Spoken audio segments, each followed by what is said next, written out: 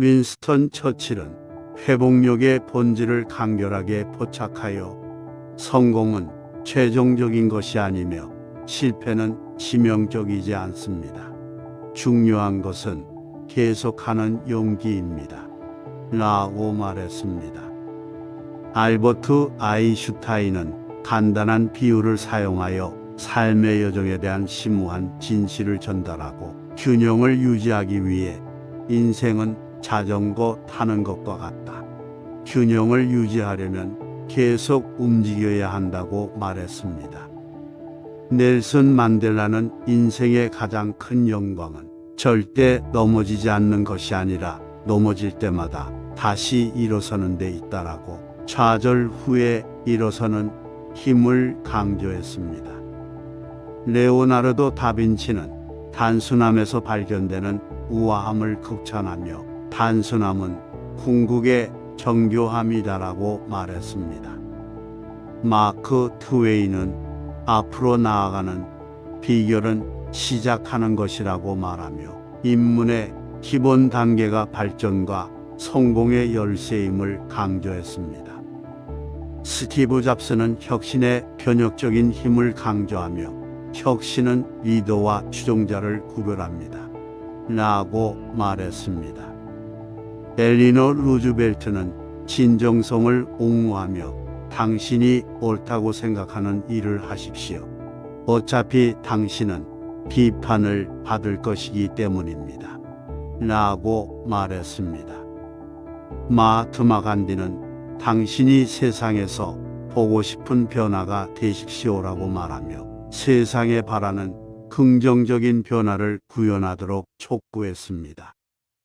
마틴 루터 킹 주니어는 도덕적 행동의 영구적인 관련성을 강조하며 옳은 일을 행할 때는 언제나 옳습니다. 라고 말했습니다. 헬렌 켈러는 회복력에 대해 성찰하며 고통의 존재를 인정하는 동시에 세상은 고통으로 가득 차 있지만 그것을 극복하는 일로도 가득 차 있습니다.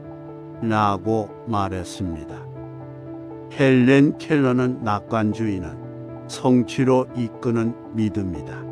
희망과 자신감 없이는 아무것도 할 수 없다. 라고 말하며 희망과 자신감의 상호 연관성을 강조했습니다. 루즈벨트는 우리가 두려워해야 할 유일한 것은 두려움 그 자체입니다. 라고 말하며 두려움이 유발할 수 있는 마비를 극복하고 회복력을 가지고 도전에 직면할 것을 개인에게 촉구했습니다. 코코 샤넬은 은유적 접근 방식을 사용하여 비생산적인 노력을 지속하는 것에 무익함을 전달하기 위해 벽을 문으로 바꾸려고 벽을 치는데 시간을 허비하지 마세요라고 말했습니다. 코코 샤넬은 지속적인 영향력을 위해 대체 불가능하려면 항상 달라야 한다고 말했습니다. 아리스토텔레스는 역경 속에서도 명확성을 찾는 방법에 대해 우리가 빛을 보기 위해 집중해야 하는 때는 가장 어두운 순간입니다. 라고 말했습니다.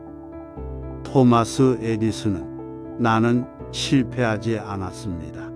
나는 단지 작동하지 않는 10,000가지 방법을 발견했을 뿐입니다. 라고 긍정의 힘을 말했습니다. 월트 디즈니는 우리가 그것을 추구하는 용기가 있다면 우리의 모든 꿈은 이루어질 수 있다. 고 말하며 열망을 실질적인 성취로 바꾸는 데 있어 용기의 변화 가능성을 강조했습니다. 퀴리 부인은 두려움을 없애는 데 있어서 인생에서 두려워할 것은 아무것도 없습니다. 오직 이해해야 할 것뿐입니다. 라고 말하며 지식의 중요성을 강조하고 삶의 복잡성을 이해하기 위한 적극적인 접근 방식을 장려했습니다. 윌리엄 셰익스피어는 삶의 도전을 헤쳐나가는 기본 원칙으로서 무엇보다도 자신에게 진실되어야 합니다. 라고 말하며 진정성을 강조했습니다. 빈센트 반 고흐는 열정적인 추구의 본질을 포착하여 나는 추구하고 있다. 나는 노력하고 있다.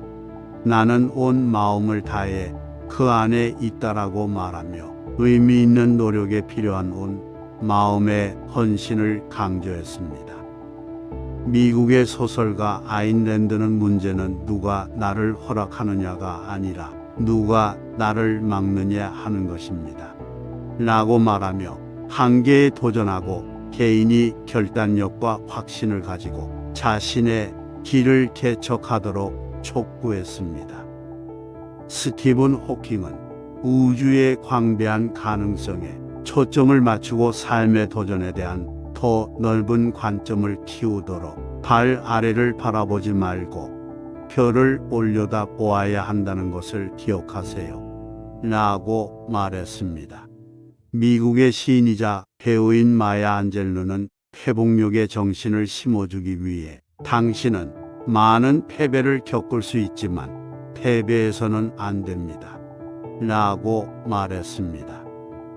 존 F 케네디는 조국이 여러분을 위해 무엇을 할 수 있는지 묻지 말고 여러분이 조국을 위해 무엇을 할 수 있는지 물어보십시오라고 외치며 개인과 공동체 사이의 상호관계를 강조하면서 시민적 책임감을 강조하였습니다. 오프라 윈프리는 당신이 할 수 있는 가장 큰 모험은 당신이 꿈꾸는 삶을 사는 것입니다. 라고 말하며 여행을 위한 나침반 역할을 하는 꿈과 함께 인생을 모험으로 받아들일 수 있도록 장려했습니다. 공자는 우리의 가장 큰 영광은 결코 넘어지지 않는 것이 아니라 넘어질 때마다 일어나는 데 있다라고 말하며 무너진 뒤에 다시 일어나는 행위를 진정한 영광의 원천으로 묘사하면서 변화를 일으키는 회복력의 힘을 강조했습니다. 프리다 칼로는 불멸성에 대한 시적인 관점을 제시하며 나는 꽃이 죽지 않도록 꽃을 그린다라고 말하며 예술의 본질을 포착합니다. 영국의 작가 C.S. 루이스는 글을 쓰면 무엇이든 만들 수 있다고 글쓰기에 창조적인 힘을 극찬하며 아이디어를 형성하고 새로운 현실을 만들어내는 글쓰기의 잠재력을 강조했습니다. 아웅산 수치 여사는 유일한 진짜 감옥은 두려움이고 유일한 진정한 자유는 두려움으로부터의 자유이다. 라고 말하며 자유의 본질을 요약했습니다. 부처님의 가르침 중 과거에 머물지 말고 미래를 꿈꾸지 말고 현재 순간에 마음을 집중하라. 는 말씀은 현재의 순간을 변화시키는 힘을 강조했습니다. 아일랜드의 소설가 오스카 와일드는 산다는 것은 세상에서 가장 희귀한 일이다. 대부분의 사람이 존재한다. 그게 전부다라고 말하며 단순한 존재에 도발적으로 도전하며 목적과 의미로 가득 찬 활기찬 삶을 옹호했습니다. 스위스의 심리학자 칼 융은 자신의 어둠을 아는 것이 다른 사람의 어둠에 대처하는 가장 좋은 방법이다라고 말하며 대인관계 문제를 해결하고 공감과 이해를 키우는 수단으로 자기 인식을 장려했습니다. 테니스 선수인 세레나 윌리엄스는 아무도 믿지 않을 때 자신을 믿어야 한다라고 말하며 특히 외부 회의론에 직면했을 때 도전을 극복하는 데 중요한 요소로서 자기 믿음을 강조했습니다.